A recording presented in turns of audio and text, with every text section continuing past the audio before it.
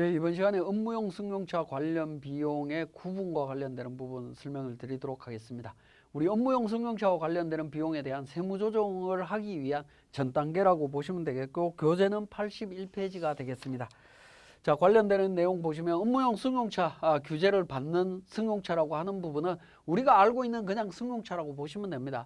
개별소비세법에 따른 승용차, 그래서 일반 승용차뿐만 아니라 SUV나 RV, 그 다음에 CUV 차량 이런 부분 전부 다 포함하도록 되어 있고요.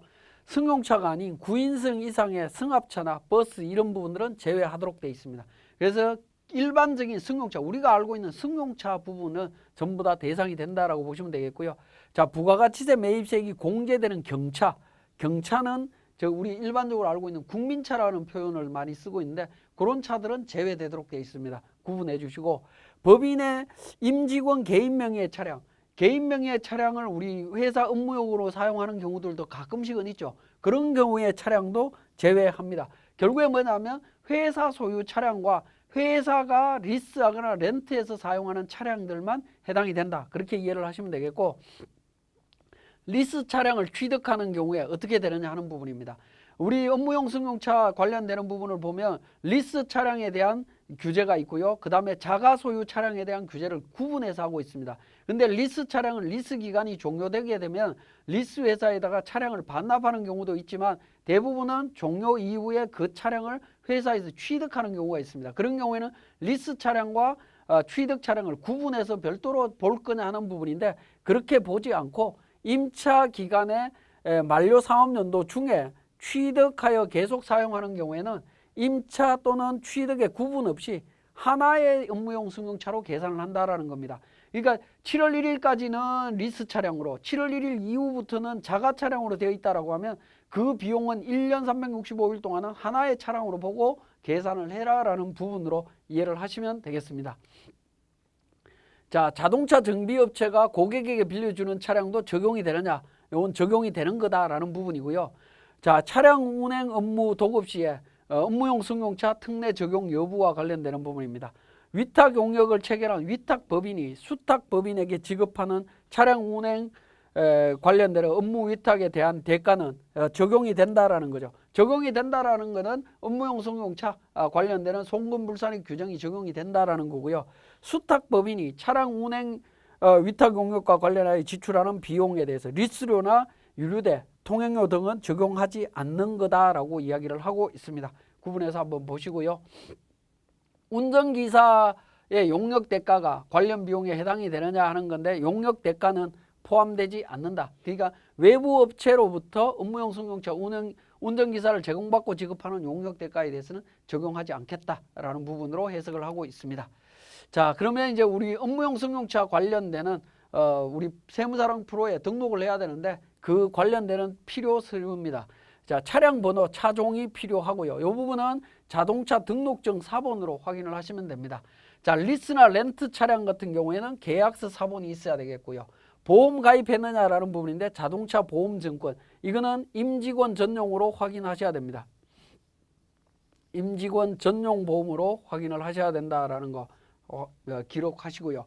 그 다음에 운행 기록부를 사용한다라고 하면 운행 기록부가 있어야 되겠고, 없다면 없는 대로 확인을 하시면 되겠습니다. 그러니까 결국에는 요 세 가지는 필수적으로 확인을 해야 되는 부분으로 이해를 하시면 되겠습니다. 자, 업무용 승용차 관련되는 비용의 범위는 어디까지냐? 감가상각비, 임차료, 유류대, 보험료, 수선비, 자동차세, 통행료, 리스 관련되는 이자 비용, 취득 유지, 모든 비용이라고 보시면 됩니다. 차량 관련되는 모든 비용. 여기에 감가상각비까지 포함이 되어 있다는 걸 기억하시고요. 자, 업무 전용 자동차 보험에 가입을 해야 된다 라는 부분인데, 임직원 전용 자동차 보험이죠. 자동차 보험에 가입을 했다면 관련 비용 곱하기 업무 사용 비율 곱하기 가입 기간 비율로 해서 사용 비율을 따지겠다라는 겁니다. 그런데 가입하지 않았다, 자동차 보험을 가입 안 했다라고 하면 전액 송금 불산입이 됩니다. 전액 송금 불산입이 되기 때문에 반드시 임직원 전용 보험, 업무 전용 자동차 보험 가입 여부를 확인하셔야 된다라는 겁니다. 자, 그 보험과 관련해서 한번 보시면 제3자 명의로 임직원 전용 보험 가입했을 때 이거 인정해 줄 거냐는 건데, 보험이 아니다라는 거죠. 그러니까 전액 송금 불산입입니다. 자, 임원 명의로 보험 가입 시에 업무 전용 자동차 보험 가입 의제되느냐? 이것도 인정 안 됩니다. 무조건 법인 명의로 돼 있어야 됩니다.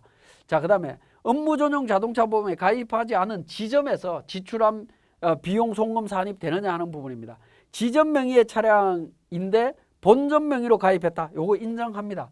자, 왜냐하면 본점과 지점은 다른 법인이 아닙니다. 그냥 같은 법인입니다. 그러니까 본점 명의로 가입이 되어 있고 지점은 별도로 가입을 안 했다 하더라도 상관없다라는 겁니다. 인정해 줍니다.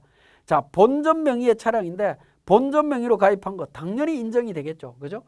본점이든 지점이든 어디든 가입이 되어 있다면 인정이 된다. 그렇게 이해를 하시면 되겠습니다. 자, 업무용 승용차 운행 기록부 작성과 관련되는 부분인데 우리가 업무적으로 사용을 했느냐 안 했느냐라는 부분은 주행거리로 판단을 하겠다라는 겁니다. 근데 업무 사용 주행거리라고 하는 부분은 우리 제조나 판매 시설 등에 해당되는 법인의 사업장 방문이나 거래처, 대리점 방문, 회의 참석, 판촉 활동, 그 다음에 출퇴근 등도 직무와 관련되는 걸로 인정을 해주고 있습니다. 그죠? 출퇴근 관련되는 부분들도. 자, 요런 부분들을 다 운행을 할 때마다 다 기록을 해서 작성을 한다라고 하면 업무용 승용차 운행 기록부가 작성이 되는 거고요. 그 비율에 따라서 계산을 합니다. 자, 이 업무 사용 비율 계산을 어떻게 되느냐? 진짜 중요한 거는 승용차별로 관리가 이루어져야 된다라는 겁니다. 차량별로 총 주행거리 1월 1일부터 12월 31일까지 주행거리 분해, 그 다음에 승용차별로 운행기록부에 의한 업무 사용거리 비율로 해서 퍼센티지를 계산합니다. 요 비율대로 업무 사용 비율로 인정하겠다라는 부분입니다. 만약 이걸 기록을 하지 않는다라고 하면 기록하지 않은 기준으로 해서 적용을 할 거고, 기록했다라고 하면 작성된 비율대로 우리가 세무조정을 진행한다라고 보시면 되겠습니다. 자, 업무용 승용차 운행 기록부 관련되는 부분은 이런 양식으로 이루어져 있고요. 기본적으로 기본 정보의 차 종과 차량 번호, 그러니까 개별 차량별로 관리를 한다라는 거기 때문에 이 운행 기록부 또는 세무조정을 정상적으로 진행을 하려면 차량 번호, 자동차 등록증을 통해서 내용을 확인해야 된다라는 부분이죠. 그리고 이제 업무 사용 비율, 주행 거리를 쭉 기록을 하시면 됩니다. 가끔씩 이런 부분들 설명드리면 이걸 현실적으로 뭐 이렇게 작성하실 수 있느냐, 뭐 이런 부분 이야기하시는 건데, 그 부분은 이제 회사에다 맡겨야 되는 거고, 여러분들은 결과치를 갖고 세무조정에 활용을 하시면 되겠습니다. 자, 그러면 지금까지 설명드린 내용을 우리 세무사랑 프로에 적용하는 과정을 살펴보도록 하겠습니다. 자, 세무사랑 프로 운영 방법에 대해서 우리 교재 84페이지에 업무용 승용차 등록과 관련되는 부분부터 보도록 하겠습니다. 자, 회계관리의 재무회계 쪽에 기초정보관리 쪽에 보시면 하단 부분에 업무용 승용차 등록이라고 하는 메뉴가 있습니다. 자, 업무용 승용차가 있으면 여기에 별도로 등록을 하셔야 된다라는 겁니다. 자, 별도로 등록을 하는데 차량별로 차량 코드를 1년 번호를 등록을 하시면 되겠고요. 1년 번호는 뭐 별도로 정해져 있지는 않습니다. 우리 회사에서 부여를 하시면 되겠고, 그 다음에 차량 번호, 차량 종류를 등록을 합니다. 이 부분 때문에 제가 기본 서류로 자동차 등록증 사본이 있어야 된다라고 말씀을 드렸고요. 자, 등록을 하신 다음에 오른쪽에 보시면 차량 상세 등록 내용이 있습니다. 상세 등록 내용이 있는데, 자, 고정자산과 관련되는 부분이 나오죠. 고정자산 계정 과목, 그 다음에 고정자산 코드명이라고 나오는데요. 자, 이 부분은 업무용 승용차 관련되는 비용이 감가상각비가 포함이 되어 있죠. 자기 차량인 경우에는 감가상각비가 포함이 되어 있기 때문에 그 감가상각비가 계산되는 서식을 연결시키는 과정이라고 보시면 됩니다. 우리 감가상각비는 재무회계 쪽에 고정자산 및 감가상각에 고정자산 등록에서 감가상각비를 계산하고 있습니다. 자, 여기에서 계산을 하고 있는데 차량 같은 경우에 208번이죠. 그죠? 그랜저 차량과 벤츠, 아우디 차량 관련되는 부분이 있습니다. 여기에서 계산된 이 감가상각비가 업무용 승용차 관련되는 세무조정을 진행할 때 같이 적용이 되기 때문에 우리 업무용 승용차 등록되어 있는 부분하고 감가상각비 금액을 연결시켜주는 부분이라고 보시면 돼요. 그래서 차량 운반구 계정 코드와 그러니까 고정자산 코드명이라고 해서 말풍선을 눌러보시게 되면 차량 관련되는 부분이 나오죠. 1번, 2번, 3번 차량이 나옵니다. 그래서 이걸 손쉽게 연결시키기 위해서는 우리 고정자산 등록 쪽에 등록되어 있는 차량과 관련되는 정보들을 가능하면 차량 번호로 이렇게 등록을 해 놓으시면 좋습니다. 고정자산 등록 쪽에도 이렇게 등록을 해놔야만이 우리 업무용 승용차 관련되는 부분을 연결을 시킬 때 손쉽게 연결을 시킬 수 있다라는 부분입니다. 자, 그렇게 등록을 하시고요. 그러면 이제 취득일자까지 고정자산 등록에 있는 정보로 자동으로 반영이 됩니다. 자, 임차 여부에 있어서는 자가부터 시작해서 렌트, 금융리스, 운용리스 관련되는 부분이 있습니다. 자가 차량이 아니면 보통은 렌트나 운용리스 또는 금융리스 중에 하나를 선택하도록 되겠죠. 자, 우리는 고정자산에 등록되어 있는 차량은 자가 차량으로 이렇게 등록을 하시면 됩니다. 렌트나 리스 차량인 경우, 리스 차량 같은 경우에는 고정자산 계정 과목이나 고정자산 코드는 우리 회사 차량이 아니기 때문에 등록이 안 되어 있겠죠. 당연히 제외하고 취득일자 입력하시고요. 임차 여부에서 렌트 리스 관련되는 부분 선택하시면 되겠고 임차 기간 선택하면 됩니다. 자, 그 다음에 보험 가입은 임직원 전용 보험이냐 아니냐 여부를 확인하는 차원이다라고 보시면 되겠고요. 관련되는 부분 확인하신 다음에 가입 여부 선택하시면 됩니다. 가입은 1월 1일부터 12월 31일까지 전체 기간이 가입된 걸 말하는 거고요. 미가입은 아예 가입이 안 된 거고 3번 일부 가입은 연도 중에 일부 기간만 등록하시면 되는 거다라고 보시면 됩니다. 자, 12번에 운행기록부 사용 여부, 운행기록부 사용하느냐 사용하지 않느냐를 선택해서 적용을 해주시면 되겠습니다. 자, 그렇게 적용이 되는 부분이고요. 자, 그 다음에 리스 차량이라든가 뭐 이런 부분들에 특히 그 5번 차량 같은 경우에 렌트 차량 되어 있는데 임차 기간이 19년 12월 31일까지입니다.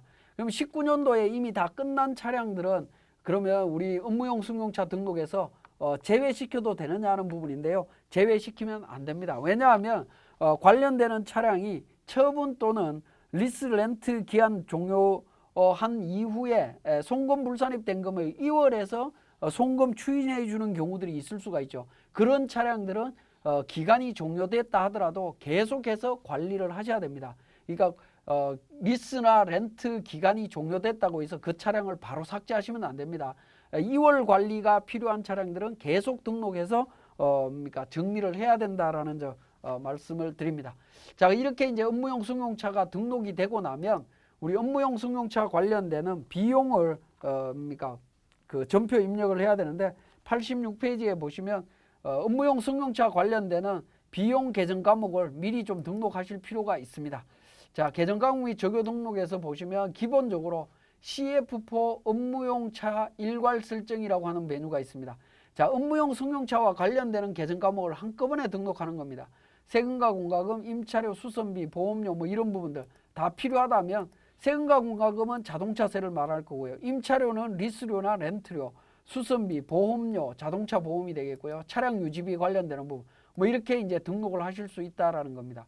자, 이렇게 등록을 하면 822번 차량 유지비로 가게 되면 오른쪽에 보시면 업무용 차 여부에서 여부의 여로 이렇게 선택이 되어 있습니다. 다른 계정 과목 관련 없는 것들은 업무용 차 여부에 부로 되어 있지만 이 부분은 여로 이렇게 표시가 되어 있습니다. 이렇게 일괄 설정하게 되면 우리 전표 입력할 때 굉장히 불편해지는 문제가 생깁니다. 자, 그 불편한 점을 제가 잠깐 말씀을 드리면 우리 회계관리 쪽에 전표를 제가 한번 입력을 해 보겠습니다. 자, 1월 달이라고 가정을 하고요. 1월 31일 날 출금 전표로 822번 유류대로 5만 원 이렇게 지출이 됐다라고 가정을 하죠. 가정을 하게 되면 업무용 차량, 어떤 차량이냐 이런 팝업창이 계속 나타납니다. 차량 유지비는 당연히 이 팝업창이 나타나겠지만 예를 들어서 이거라고 보죠. 우리 재산세를 납부했다라고 하겠습니다. 817번 재산세 10만 원 납부했다. 재산세는 차량하고 상관없는 거죠. 그렇다 하더라도 업무용 차량 정보가 나타납니다. 이게 해당 사항이 없는 거라고 하면 취소 버튼을 누르고 업무를 진행해야 되는 문제가 생기죠.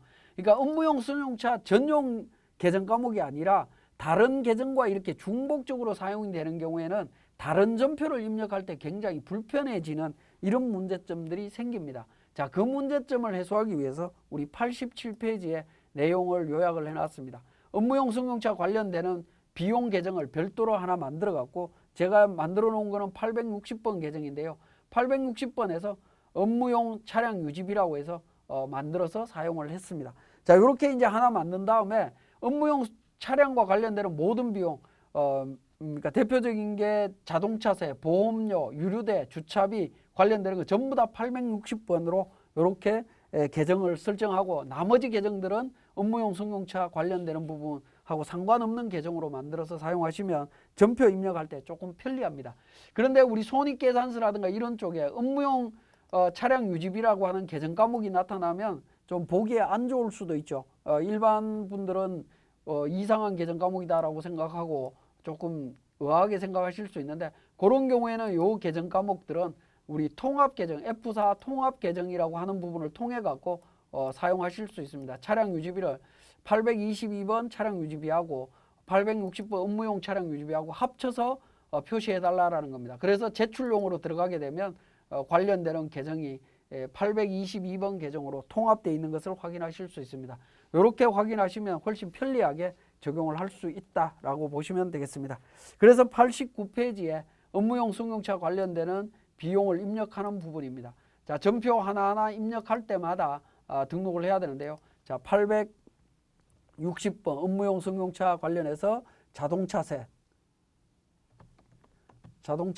해서 10만 원 이렇게 되게 되면 업무용 차량 말풍선을 눌러서 1번 차인지 2번 차인지 2번 차량이다 확인 누르고 자, 자동차세다 이렇게 하나하나 전표를 차량별로 전부 다 등록을 해 주셔야 됩니다. 이런 방식으로 이제 하나하나 등록을 해 주시면 되겠고요. 자, 이렇게 등록된 내용을 우리가 확인하실 수가 있는데 자, 그 장부관리 로마 숫자 1번에 업무용 승용차 비용 현황이라고 있죠. 비용 현황에 들어가서 조회를 하시면 되겠습니다. 자, 그러면 이제 세 가지 탭이 있는데요. 관련 비용 현황과 관련 비용 내용 탭, 관련 비용 합계 탭이 있습니다. 자, 1월 1일부터 12월 31일까지 전체를 한번 보면 차량별로 관련되는 계정 정보들을 전부 다 확인하실 수가 있습니다. 그죠? 등록되어 있고요. 관련 비용 내용 쪽도 한번 확인해 보실 필요가 있습니다. 이거는 일반 전표에 우리가 등록되어 있는 내용을 기준으로 다 자동으로 만들어지는 내용이라고 보시면 됩니다. 자, 이렇게 이제 등록이 가능하다라고 보시면 되겠습니다. 자, 이렇게 이제 전표가 입력이 되고 나면 이 내용을 바탕으로 우리 세무조정이 이루어지는 부분이라고 보시면 되겠고 92페이지에 운행기록부와 관련되는 부분이 있습니다. 운행기록부는 우리 프로그램의 회계관리의 재무회계 쪽에 전표 입력해 보시면 업무용 승용차 운행기록부라고 있습니다. 여기에 이제 운행기록부 작성되어 있는 내용을 등록해서 사용하실 수도 있습니다. 자, 그랜저 차량과 벤츠 차량에 대해서 정보를 등록을 했고요.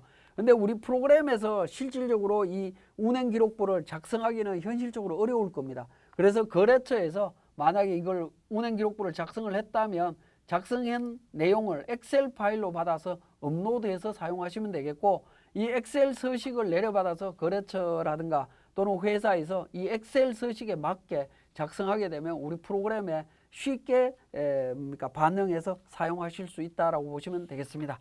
그리고 운행기록부는 우리 프로그램을 통해서 사용하실 수도 있지만 회사에서 자체적으로 관리하는 게 있다면 그 관리하는 내용을 기준으로 해서 업무 사용 비율을 계산하신 다음에 그 비율대로 그냥 세무조정에 반영하셔도 되겠습니다. 그래서 운행기록부는 우리 프로그램에는 있지만 실무적으로는 우리 프로그램을 사용하기보다는 회사 자체적으로 활용하는 경우가 많다라는 거 말씀드리면서 업무용 승용차 관련되는 경비 구분 과정들을 설명을 드렸습니다.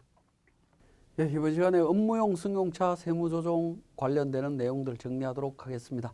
자, 업무용 승용차와 관련해서는 우리 앞에 시간에 기본적인 우리 세무사랑 프로에서 관리해야 되는 기본적인 개념들은 일단 설명을 드렸고 이번 시간에는 세무조정에 대한 관점에서 중요한 부분들 살펴보겠습니다. 자, 업무용 승용차 관련되는 비용을 감가상각비 상당액과 감가상각비와 기타 비용으로 이렇게 구분을 합니다. 감가상각비, 임차료 중에 감가상각비 상당액, 임차료라고 하면 리스, 렌트를 의미하는 부분이고요. 자, 상당액을 제외한 임차료, 유류대, 보험료, 수선비, 자동차세, 통행료, 금융리스 부채에 의한 이자 비용 등 뭐 이런 부분들 그러니까 업무용 승용차로 구분을 하고 있습니다. 그리고 전표 입력할 때 차량별로 업무용 승용차 관련되는 비용들을 다 구분해서 정리를 하셔야 된다라는 거 말씀을 드렸고요. 자, 국고보조금을 수령했을 때 업무용 승용차 관련되는 감가상각비 세무조정 어떻게 하느냐 하는 부분입니다. 자, 내국법인이 업무용 승용차를 취득하면서 지급받은 국고보조금에 대해서 법인세법에 따라서 일시상각 충당금을 설정한 경우에 어떻게 되느냐 하는 부분입니다. 자, 일시상각 충당금과 상계하기 전 상각 범위액을 기준으로 해당 업무용 승용차 감가상각비 송금 불산입액을 먼저 계산한다라는 겁니다. 그러니까 세무조정을 얻은 것부터 먼저 할 거냐는 겁니다. 국고보조금하고 상계하는 것부터 먼저 세무조정을 한다라고 하면 업무용 승용차 관련되는 송금 불산입 규정 적용할 때 회사 입장에서는 굉장히 유리해지는 케이스가 생기겠죠. 반대는 이제 국가 쪽이 유리해지는 부분이라고 볼 수 있는데, 일단 국세청에서는 그러니까 과세관청에서는 업무용 승용차 관련되는 것부터 먼저 세무조정을 하고 남은 감가상각 잔액을 갖고 누객을 갖고 국고보조금에 대한 세무조정을 진행하는 걸로 교통정리를 해놨습니다. 법인세법상 송금으로 인정되는 감가상각비를 기준으로 일시상각 충당금 환입에 대한 세무조정을 하는 거다라는 겁니다. 자, 이 부분 좀 주의해서 봐주시고요. 자, 그 다음에 업무용 전용 자동차 보험에 가입하지 않은 지점에서 지출한 비용 어떻게 되느냐. 일단 본점 명의로 자동차 보험에 가입이 되어 있다면 지점은 별도로 가입하지 않았다 하더라도 인정해 주겠다라는 부분으로 보시면 되겠습니다. 자, 그 다음에 자동차 보험에 가입하지 않은 지점에서 지출하는 비용 송금 산입 여부입니다. 대표 지점에서 그러니까 내국법인이 대표 지점에서 리스 계약을 체결한 업무용 승용차를 본점 명의로 보험에 가입하고 대표 지점 이외에 다른 지점에서 사용하면 어떻게 되느냐. 본점과 지점이 아무리 독립체산제 뭐 이런 부분으로 다 구분이 된다 하더라도 법인은 본점과 지점 전부 다 합쳐서 모든 걸 다 관리를 하게 되어 있죠. 그렇기 때문에 문제될 게 없다라는 겁니다. 전체 기준으로 해서 처리를 해주시면 되겠습니다. 자, 업무용 승용차 감가상각비 16년도 이전에는 이후에 취득한 부분은 정액법 5년 감가상각으로 되어 있고요. 자, 그래서 강제상각입니다. 5년 강제상각이기 때문에 상각 범위에 관련되는 부분이 장부상 감가상각비가 상각 범위액보다 크다면 차액을 송금 불산입 유보 처리하겠지만 만약에 작다면 차액을 송금 산입 유보 처리해야 된다라는 겁니다. 신고 조정으로도 처리해야 된다라는 부분이고요. 15년 12월 31일 이전 취득분은 이미 상각 제도입니다. 아직까지. 자, 리스 차량, 임차료 중에 감가상각비 상당액을 어떻게 계산하느냐. 리스와 렌트로 구분하는데요. 리스 차량은 리스료, 총 리스료에 보험료, 자동차세, 수선 유지비를 차감하도록 되어 있습니다. 그 차감한 금액이 감가상각비 상당액이 되겠고요. 보험료나 자동차세나 수선 유지비는 리스 회사에다가 구분해 달라고 하면 다 구분해 줄 겁니다. 만약에 수선 유지비가 구분이 어렵다라고 하면 임차료에서 보험료, 자동차세를 차감한 금액의 7%를 수선비로 보겠다라는 겁니다. 그러면 보험료도 잘 모르겠고 자동차세도 잘 모르겠다, 모든 거 다 모르겠다라고 하면 총 임차료의 93%를 감가상각비 상당액으로 보고 세무조정을 하셔도 큰 무리는 없는 걸로 보여집니다. 자, 렌트 차량은 임차료 총액의 70%를 감가상각비로 봅니다. 자, 전체 비용의 송금 불산입 특례입니다. 운행기록부 작성 여부에 따라서 하는데요. 운행기록부를 작성하고 있다면 승용차별 주행거리 기준으로 업무 사용 비율을 따져서 계산하시면 되겠습니다. 만약에 운행기록부를 작성하지 않으면 기본적인 금액 1,500만 원 기준으로 따지면 됩니다. 비용이 1,500만 원보다 적다, 감가상각비 포함해서 모든 비용이 1,500만 원보다 작다라고 하면 100% 인정이 되는 부분이고요. 자, 1,500만 원보다 많다라고 하면 1,500만 원까지 업무적으로 사용한 걸로 인정이 됩니다. 자, 전체 비용의 송금 불산입 특례에서 기준금액 1,500만 원을 적용하도록 한다라고 법이 개정됐다라고 말씀을 드렸죠. 자, 1년 미만 사업자는 어떻게 되느냐? 1년에 1,500만 원 기준이기 때문에 그러니까 안분 계산합니다. 월수 기준으로 안분 계산하고요. 사업연도 중에 일부 기간을 보유하거나 임차하는 경우에 예를 들어서 뭐 7월 달부터 임차를 했다라고 하면 절반만 인정하겠다라는 겁니다. 이것도 보유기간 비율대로 계산하겠다라는 의미입니다. 자, 업무용 승용차 운행 기록부 한번 보시면 되겠고요.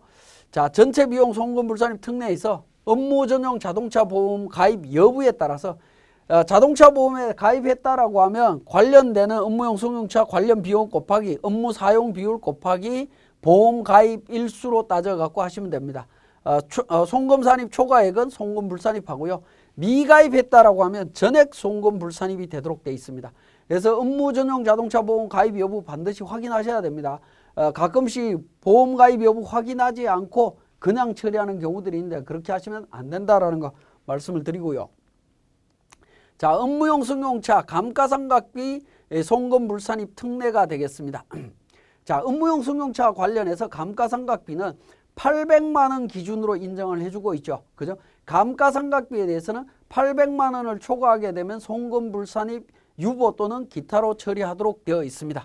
자, 보시면 감가상각비 한도액은 업무용 승용차별 감가상각비나 상각 범위액에 업무 사용 비율을 곱해서 즉 업무 사용 비율 금액에 해당되는 금액이 800만 원을 초과하는 금액이 있다면 송금 불산입하겠다라는 부분입니다.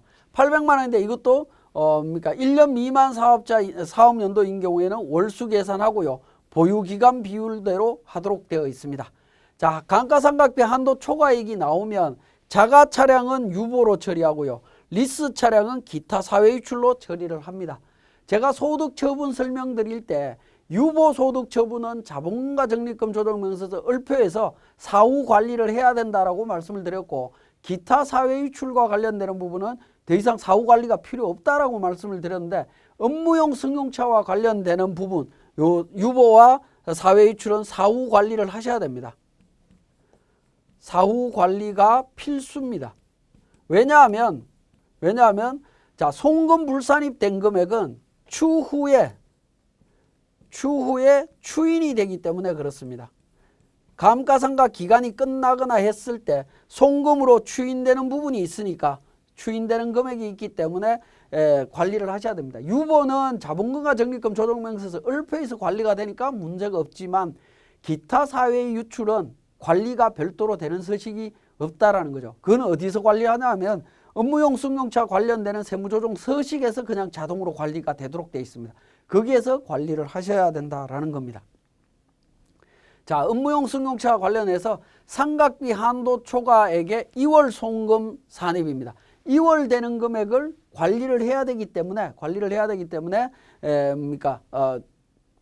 이 부분 때문에 우리 그 업무용 승용차 기본적인 개념 설명드릴 때 제가 말씀을 드렸을 텐데 업무용 승용차 관련해서 상각도 끝났고 매각도 했고 처분도 한 차량들 우리 회사에 존재하지 않는 차량들도 관리를 해야 되느냐 하는 건데 관리를 하셔야 됩니다. 계속 언제까지 상각비 한도 초과액이나 처분 손실 한도 초과액에 대한 그러니까 잔액이 남아 있을 때에는 추인을 해야 되기 때문에 계속 관리를 하셔야 됩니다.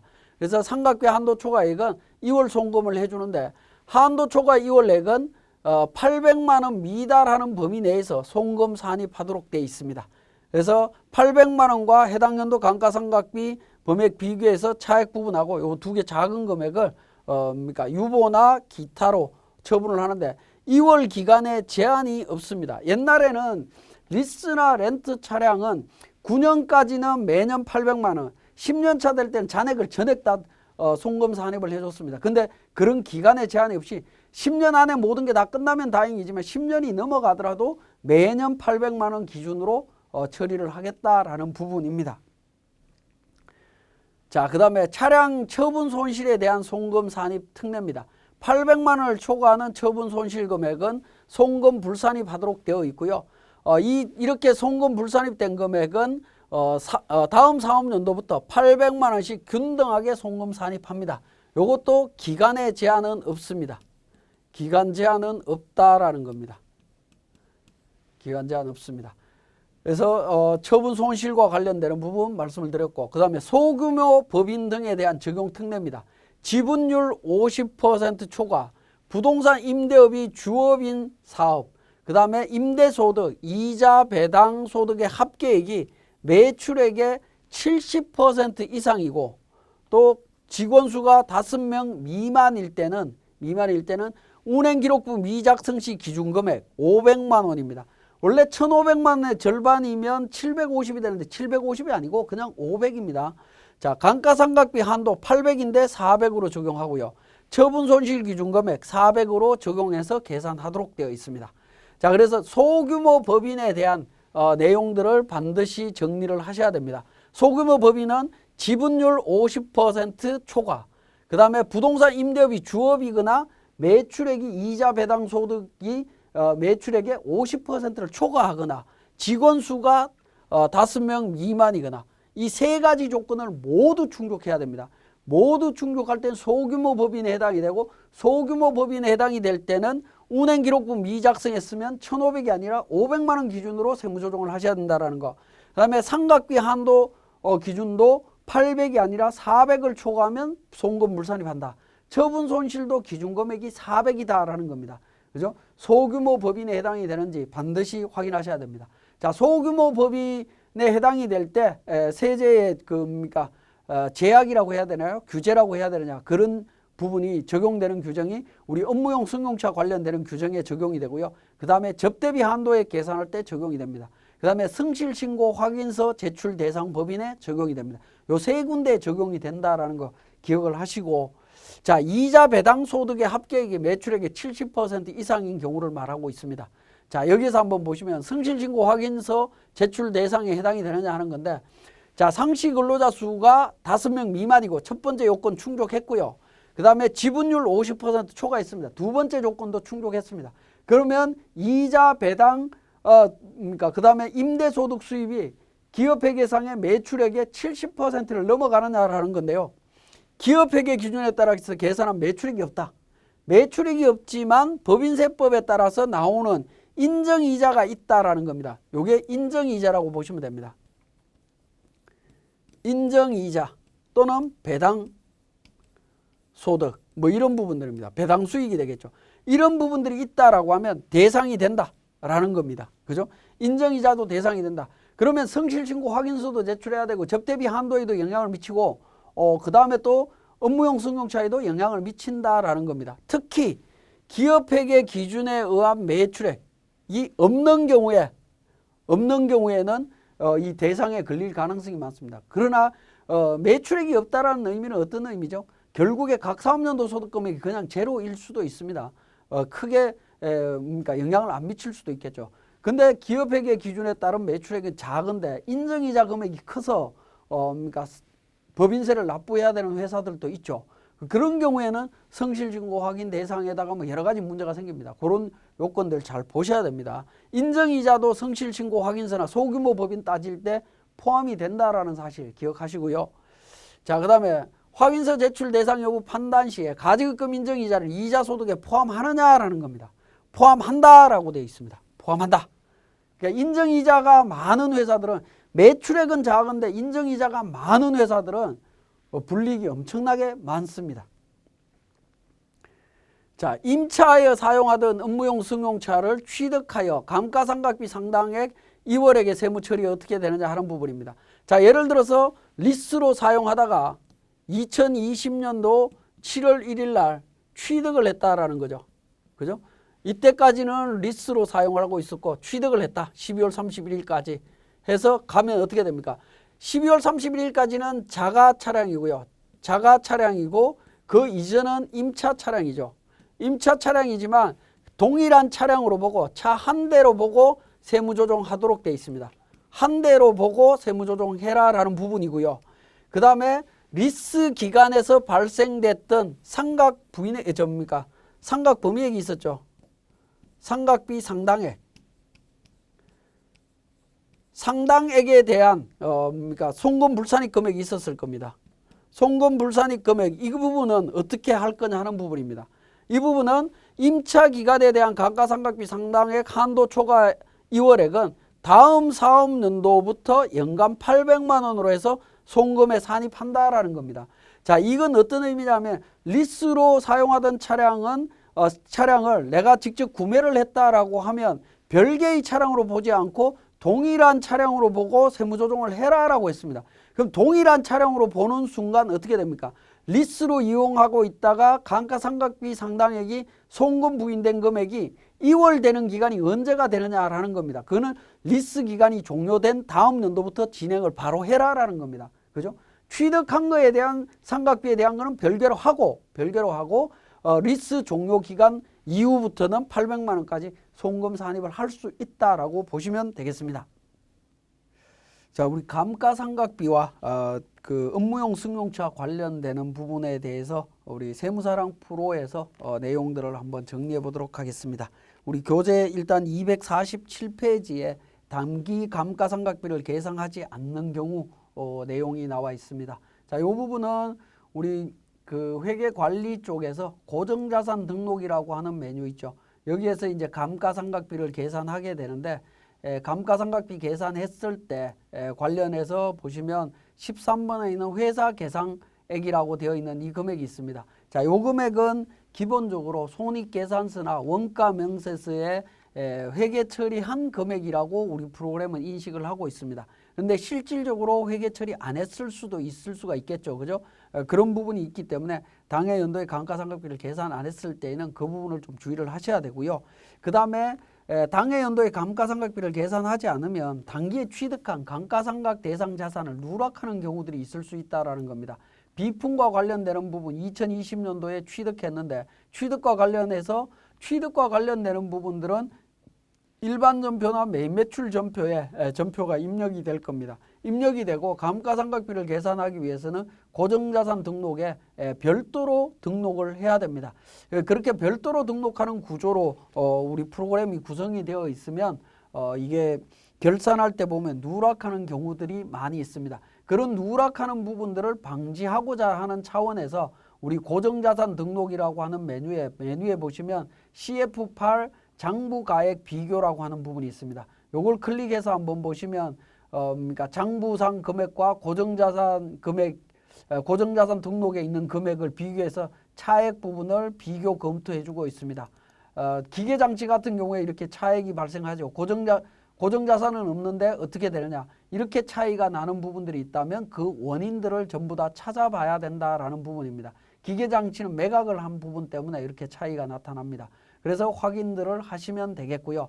또 그 다음에 일반 전표나 매매출 전표의 입력과 동시에 고정자산 등록에다가 그러니까 자동으로 등록해 주는 기능이 있습니다. 그 기능이 이제 247페이지에서 설명을 하고 있는데요. 자, 우리 프로그램에 보시면 재무의 기초정보관리에 환경등록이라고 있습니다. 자, 환경등록 내용을 한번 보도록 하겠습니다. 환경등록에서 회계편에 보시면 10번에 고정자산 간편 자동 등록이라고 해서 사용이라고 이렇게 표시되어 있는 부분이 있습니다. 사용으로 선택이 되어 있다면 우리가 일반적으로 매매출 전표에 제가 전표를 하나 입력해 보겠습니다. 1월달 자, 기계장치를 취득했다라고 가정을 하죠. 51번에서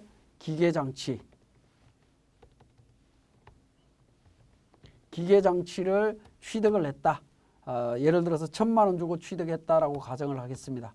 이렇게 취득하고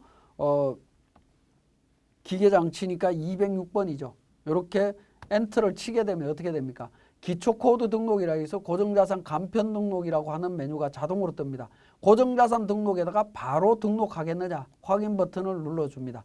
자, 이렇게 이제 전표를 입력하고 난 다음에 고정자산 등록에 가서 기계장치를 한번 보시면 방금 입력했던 1월 31일 날 입력했던 1,000만 원짜리가 등록되어 있는 것을 확인하실 수가 있죠. 자, 이렇게 되면 어떻게 되겠습니까? 누락되는 부분들은 좀 그러니까 방지할 수 있을 겁니다. 그 과정에 대한 내용이 우리 247, 248에 그러니까 참고 사항으로 제가 설명을 해놨습니다. 참고로 보시고요. 제가 지금 등록한 내용은 삭제를 하도록 하겠습니다. 삭제를 하고요. 자, 매매출 전표에 등록되어 있는 부분도 삭제하겠습니다.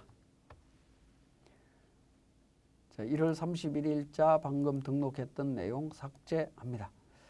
자, 그리고 감가상각비에 대한 실질적인 내용으로 들어가는데 251페이지에 상각방법 내용연수 신고서 제출과 관련되는 부분입니다. 감가상각비에 대한 방법이라든가 신고 그러니까 내용연수는 신고를 해야 된다라고 제가 말씀을 드렸죠. 신고를 해야 되는데 그 신고를 하는 서식이 어떻게 되느냐 하는 부분입니다. 자, 법인 조정에 우리 감가상각 조정하는 쪽에 보시면 맨 하단 부분에 감가상각 방법 연수 변경 신고서라고 있습니다. 자, 여기에서 신고서를 작성해서 법인세 신고할 때 제출하시면 됩니다. 자, 인적사항 불러오기를 통해서 작성하시고요.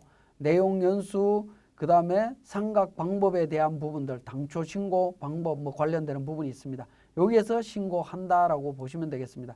가능하면 내용 연수는 신고를 단축해서 신고하시면 좋겠습니다. 특히 건축물 같은 경우에 공장이나 창고 같은 경우에는 내용 연수가 대폭 단축이 되죠. 그 부분 주의해서 살펴보시고 신고서 제때 제출하시면 되겠습니다. 자, 우리 교재의 262페이지에 세무사랑 프로 기능 설명이라고 하는 부분 설명을 드리도록 하겠습니다. 자, 고정자산 등록이라고 하는 메뉴에서 보시면 관련되는 자산에서 관련되는 자산 종류별로 오른쪽에 보시면 기본 등록사항과 추가 등록사항이 있는데요. 기본 등록사항 위주로 제가 설명을 드리도록 하겠습니다.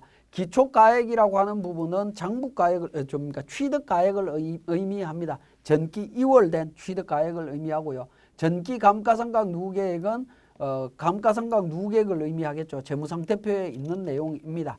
그래서 그 차감 금액이 전기말 장부가액이고요. 단기중 취득, 단기 증가라고 하는 부분은 기존 자산의 경우에는 단기 증가, 즉 자본적 지출을 의미하는 거고요. 새로 취득하는 자산들은 기초가액이 없으니까 단기 취득 4번 여기에다가 기록을 한다라고 보시면 되겠습니다.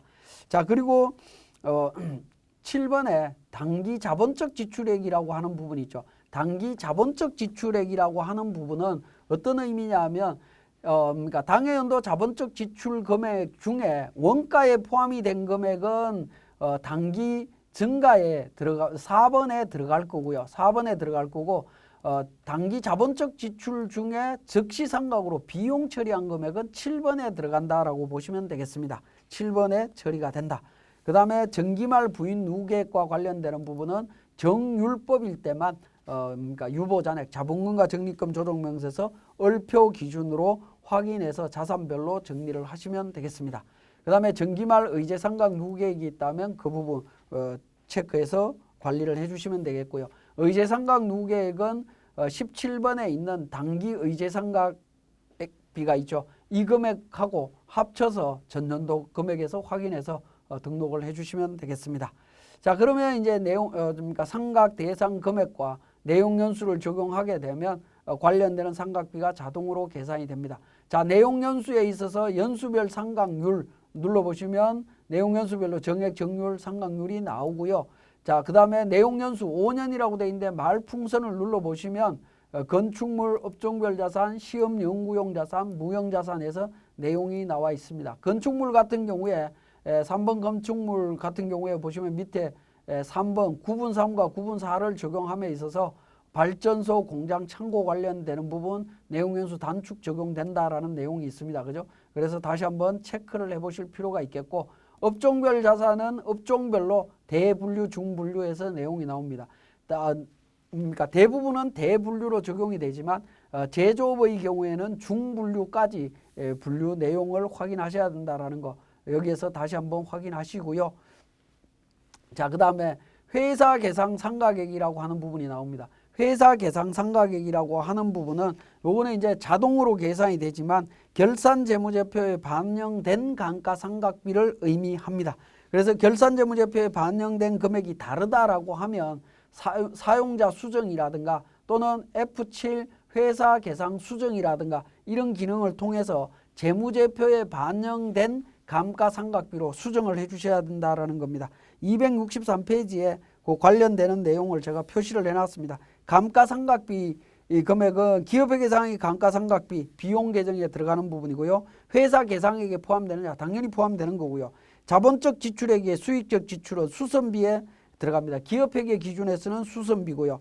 회사 계상액에는 감가상각비로 들어갑니다. 과소상각분 잉여금 처리한 거 어떻게 되느냐? 기업회계에서는 이익잉여금으로 처리했지만 회사 계상액에는 포함을 시켜야 되는 부분이 있습니다. 요거는 뒤에 사례를 통해서 제가 또 말씀을 드리도록 하겠습니다.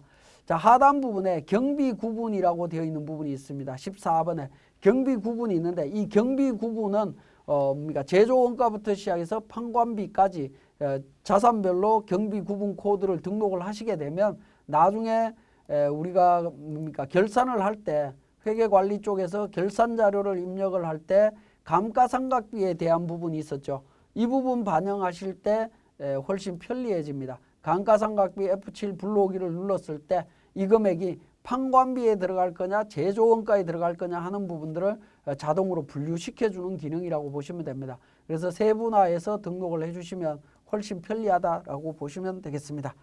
자, 우리 264페이지에 세무사랑 프로에 대한 그러니까 사례 부분이 있습니다. 건물, 비품, 건설용 장비, 차량 운반고에서 기준 내용 연수 40년, 기타 5년, 감가상각 방법 신고 안 했다라는 겁니다. 그래서 자, 건물부터 보도록 하겠습니다. 건물 9억이고 감가상각 누계액 4,500만 원. 자, 그리고 당기상각비는 1,950만 원입니다. 1,950만 원인데 우리 자료 4번에 보시면 전기 감가상각비 내역을 확인한 결과 과소계상분 발견돼서 정기오류 수정 손실로 300만 원 처리했다라는 겁니다. 자, 우리 그러니까 재무상태표 또는 이익잉여금 처분계산서를 한번 보시면 정기오류 수정 손실 300만 원 있죠. 자, 이 부분 내용 확인하신 다음에 세무조정해야 된다라고 했죠. 그래서 순자산이 감소했기 때문에 법인조정에 가서 정기오류 수정 손실 300만 원 기타로 처리했는데 이 내용을 확인해 보니까 감가상각비였다라는 겁니다. 그죠? 감가상각비는 당해연도 감가상각비에 포함해서 처리하시면 됩니다. 그래서 사용자 수정을 통해서 1,950만 원 플러스 300만 원에서 2,250만 원 이렇게 등록을 해주시면 되겠습니다. 자, 비품과 관련되는 부분 복사기 당연도 취득했고요. 상각비 자동으로 계산이 되어 있습니다. 건설용 장비 관련되는 부분 포크레인 부분 등록이 되어 있고 전기말 누계액 2,350만 원 있습니다. 자, 우리 자료 3번 자료에 보시면 2,350만 원 있다라는 거죠. 자, 이 2,350만 원에 대한 정보는 어디서 확인할 수 있냐면 자본금과 적립금 조정명세서 얼표에서 확인하실 수 있습니다. 전년도 얼표 잔액을 보시게 되면 건설 장비 한도 초과 금액 2,350만 원 금액 확인하실 수 있죠. 직전년도 얼표에서 상각 부인액이 되겠습니다. 이 금액을 기준으로 유보 잔액 관리하시면 되겠습니다. 등록이 자동으로 되어 있고요. 자, 그 다음에 차량 운반구 관련해서 2015년도 2016년 1월 1일 이전 취득분 정액법으로 정률법으로 상각하고 있습니다. 상각하고 있고요. 그 다음에 2015년도 상각했던 차량 벤츠 차량 아우디 차량 관련되는 부분 2020년도 취득했기 때문에 아우디 차량은 정액법으로 상각하고 있습니다. 근데 그 아우디 차량은 어떻게 되죠? 단기 상각비가 1,300만 원이죠. 300만 원이기 때문에 사용자 수정을 통해서 1,200만 원이 아닌 1,300으로 수정을 했습니다. 자, 이렇게 해서 감가상각 등록되었고요. 등록된 내용을 바탕으로 세무조정으로 들어갑니다. 법인조정에서 감가상각 조정 쪽에 보시면 미상각 자산 상각 조정 명세서가 있습니다. 자, 미상각 자산과 관련해서 실행하신 다음에 F12 불러오기를 통해서 반영하시면 됩니다. 자, 정액법 사무실과 아우디 차량. 아우디 차량은 1,300만 원 회사에서 계상했는데 상각 범액이 1,200만 원이기 때문에 100만 원에 대해서 송금 불산입 처리하셔야 되는 부분이고요. 자, 정율법에 가서 포크레인 보시면 어떻게 됩니까? 그러니까 시인 부족액이 나와서 당해연도 시인 부족액이 나와서 정기말 부인액과 비교해서 차액 부분을 송금 추인해 줍니다. 기왕 부인액 송금 추인 금액 6088,500이라고 되어 있습니다. 자, 그랜저 차량이나 복사기는 전혀 문제될 게 없습니다. 자, 무형자산은 없기 때문에 무시하도록 하겠습니다.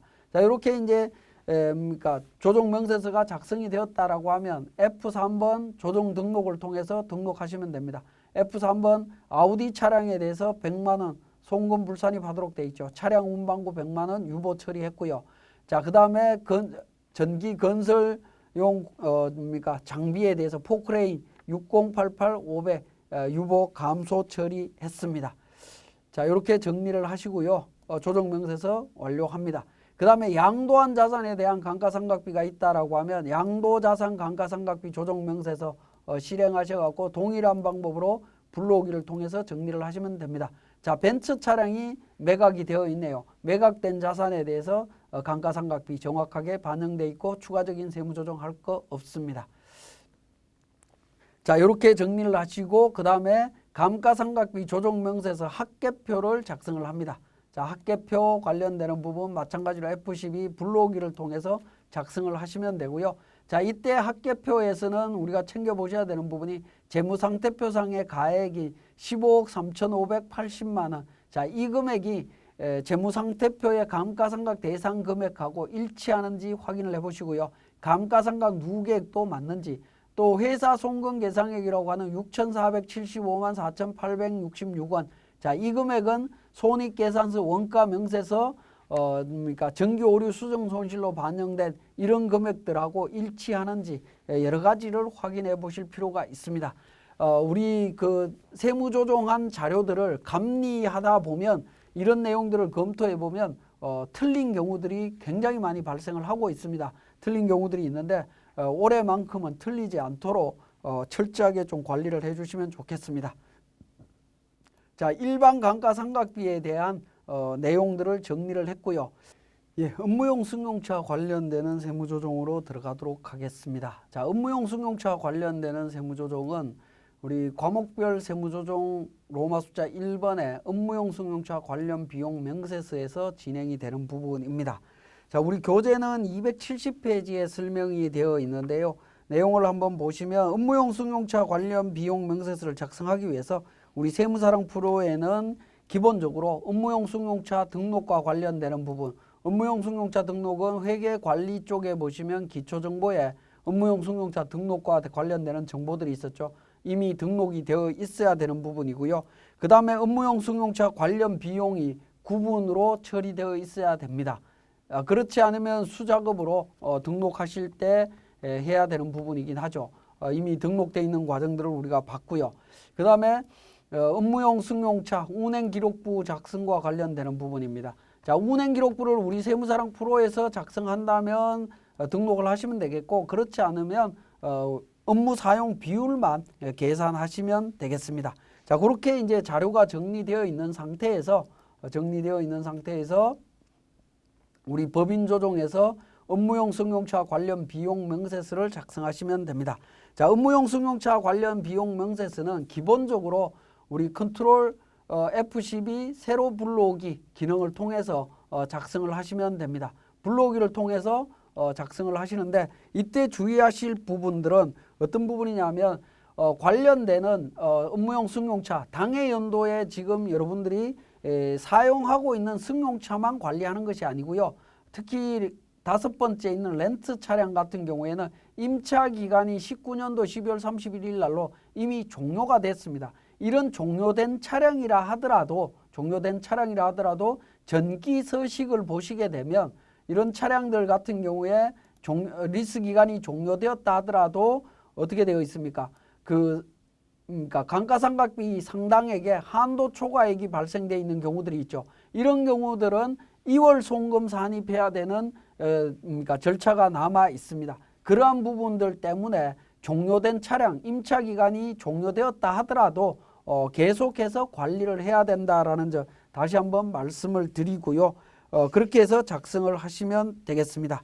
자, 그 다음에 소규모 법인에 해당이 되는 경우, 즉 소규모 법인은 지분율 50% 초과, 그 다음에 부동산 임대업을 주업으로 하거나 또는 이자 배당 소득의 합계액이 매출액의 50%를 초과하거나 또는 직원 수가 5명 미만인 이 세 가지 조건이 모두 충족했다라고 해서 그러니까 소규모 법인에 해당이 되는 경우에는 우리 세무사랑 프로에서는 부동산 임대업 등 법인이라고 표현을 해놓고 있습니다. 여기에 체크를 하게 되면 관련되는 내용들이 500만 원, 400만 원 기준으로 다 바뀌게 된다라는 겁니다. 지금 화면에서 보시면 어떻게 됩니까? 렌트 차량 같은 경우에 부동산 임대업에 체크를 하니까 송금 추인 금액이 400이 되죠. 만약에 부동산 임대 법인이 아니다라고 하면 800으로 되는 부분이 있죠. 거기에 관련되는 규정은 여기에서 적용을 하는 거다라고 이해를 하시면 되겠습니다. 자, 그 다음에 272페이지에 감가상각비에 대한 부분이 되겠습니다. 자, 감가상각비 상당액에 대한 부분이 되겠는데요. 자, 아우디 차량 같은 경우에 감가상각비 어떻게 되느냐 하는 부분인데요. 감가상각비는 기본적으로 아우디 차량은 우리 세무사랑 프로에서 자료를 불러오게 되면 1,300만 원으로 자료가 불려져 옵니다. 근데 1,300만 원은 어디에서 나온 자료냐 하면 우리 고정자산 등록이라고 하는 부분에서 아우디 차량은 어떻게 돼 있죠? 회사 계상액이 1,300만 원으로 돼 있죠. 그래서 1,300만 원이 자동으로 불려오는 거다라고 이해를 하시면 되겠고, 이렇게 불려온 1,300만 원에 대해서 이미 100만 원에 대해서 송금 불산입 세무조정 처리를 했죠. 그렇기 때문에 이 1,300만 원이 아니라 세무상 금액으로 해야 된다라는 부분입니다. 그러니까 회사 계상액하고 상각 범위액 중에 작은 금액을 기준으로 해서 처리를 해주시면 되겠고, 16년도 이후 차량은 상각 범위액까지만 반영을 해주시면 되겠습니다. 자, 그 다음에 이제 우리 272페이지 동그라미 4번에 사업연도 중에 취득한 경우로서 운행기록부 미작성 한 경우하고 감가상각비 한도액 적용할 때 월할 계산하는 부분입니다. 이 부분은 이제 당해연도에 취득한 자산들은 월할 계산이 자동으로 이루어집니다. 자, 렌트 차량 같은 경우에는 1월 1일부터 취득했기 때문에 12개월로 자동으로 보유가 되고 있고요. 그 다음에 아우디 차량은 어떻게 되죠? 보유기간 9개월로 자동으로 반영이 되고 있죠. 반영이 되고 있고요. 그랜저나 벤츠 차량 같은 경우에는 운행 기록부 기준으로 반영이 업무 사용 비율이 반영이 되어 있고, 나머지 차량들은 운행 기록부를 미사용하고 있기 때문에 업무 사용 비율은 어떻게 계산하냐 하면 1,500만 원 기준과 전체 업무용 승용차 관련 비용을 비율로 계산을 한 부분이라고 보시면 됩니다. 1,500만 원 나누기 2,454만 5천 원을 하게 되면 아우디에 대한 사용 비율은 45.8342% 이렇게 계산이 된다라고 보시면 됩니다. 자동으로 계산이 되니까 크게 문제될 건 없다라고 보시면 되겠고요. 자, 그 다음에 리스 차량의 경우에는 리스료를 총 이제 계산을 해야 되겠죠. 1년 동안 납부한 리스료 1,800만 원입니다. 감가상각비 상당액은 직접 계산해서 입력을 해 주셔야 된다라는 겁니다. 감가상각비 상당액은 총 임차료 마이너스 보험료 마이너스 자동차세, 그 다음에 수선 유지비를 차감해서 계산하도록 돼 있고, 수선 유지비를 모를 때에는 7%로 계산하도록 돼 있습니다. 그렇게 계산하시게 되면 1,581만 원이다라는 걸 계산하실 수 있고, 감가상각비 상당액 입력하시면 됩니다. 렌트 차량의 경우에는 임차료 상당액을 입력하게 되면 감가상각비 상당액이 임차료 상당액의 70%로 자동으로 반영이 된다라고 보시면 되겠습니다. 자, 그렇게 이제 1번에 있는 업무 사용 비율, 업무용 승용차 관련 비용 명세 내용이 반영이 되고 나면 2번, 3번, 4번, 5번 관련되는 내용들이 자동으로 반영이 돼서 세무조정이 이루어집니다. 2번에 보시면 업무용 승용차 관련 비용 송금 불산입 계산에서 업무 사용 금액과 업무 외 사용 금액을 감가상각비와 기타 비용으로 구분해서 처리하고 있고요. 업무 외 사용 금액은 전액 송금 불산입 사용자의 상여나 배당으로 처리하시면 되겠고요. 감가상각비 한도 초과 금액에 대해서는 유보나 기타 사외유출로 처리하시면 됩니다. 자, 요 금액은 우리 렌트 리스 차량은 기타 사외유출이고요. 자가 소유 차량 같은 경우에는 유보로 처리를 하시면 되겠습니다. 자, 그 다음에 관련되는 부분에 있어서 8번에 273페이지에 8번에 보시면 리스나 렌트 차량의 경우에 임차 기간이 종료된 경우로서 전기 감가상각비 한도 초과이익이 있는 경우에는 관련 금액 800만 원까지 계속 송금 추인해야 되는 부분이 있습니다. 렌트 차량 같은 경우 임차 기간 종료됐죠. 종료된 다음 연도부터 800만 원 송금 추인해 주는 부분이 있습니다. 그래서 계속 관리를 해야 된다라고 말씀을 드리는 거고요. 자가 소유 차량의 경우에도 상각이 완료된 차량도 동일한 방식으로 적용을 할 수 있습니다. 자, 그 다음에 벤츠 차량의 경우에는 처분을 했죠. 처분을 했기 때문에 관련 부분 정리를 하셔야 되는데 양갈로 44번에 양도가액이라고 있습니다.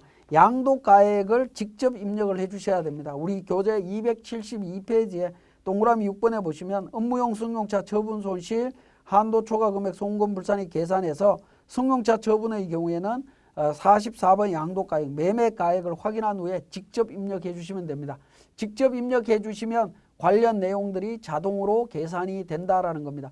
그리고 이제 800만 원까지 당해 연도 인정이 되고 초과되는 399만 9,270원은 송금 불산입 처리되도록 되어 있습니다. 자, 이렇게 이제 세무조정 내용들이 다 정리가 되고 나면 F3번 조정 등록을 통해서 차량별로 관련되는 또 소득 처분별로 관련되는 세무조정을 진행해 주시면 되겠습니다.